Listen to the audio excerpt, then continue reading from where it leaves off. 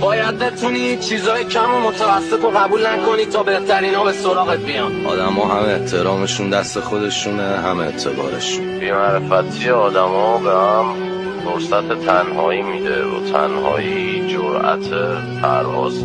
پروانه شدن کرمه فقط صبر پروانه نیست که موثره، بیرحمی و خشم پیله هم بی تأثیر نیست. باید هنری، خاصیتی، مهارتی یا چیزی داشته باشی و یه فرقی با حیوان نداری. میدونم که بزرگترین مشکل آدم ترس از تنهایی، اما گنجی که دنبالش میگردی تو همون غاریه که از رفتن توش میترسی. خیلی از آدمای موفق چون بهشون کمک نشده یاد گرفتن که موفق بشن، مثل من.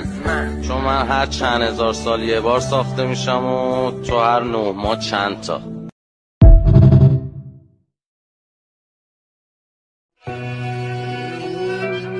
باید بتونی چیزای کم و متوسط رو قبول نکنی تا بهترین ها به سراغت بیان. آدم ها هم احترامشون دست خودشونه، هم اعتبارشون. بی‌معرفتی آدم ها به هم فرصت تنهایی میده و تنهایی جرأت پرواز.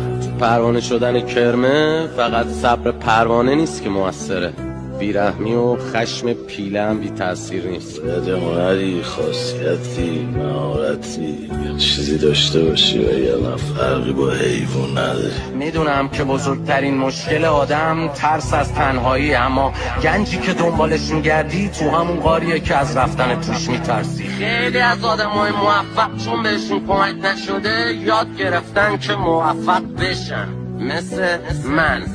چون من هر چند هزار سال یه بار ساخته میشم و تو هر 9 ماه چند تا.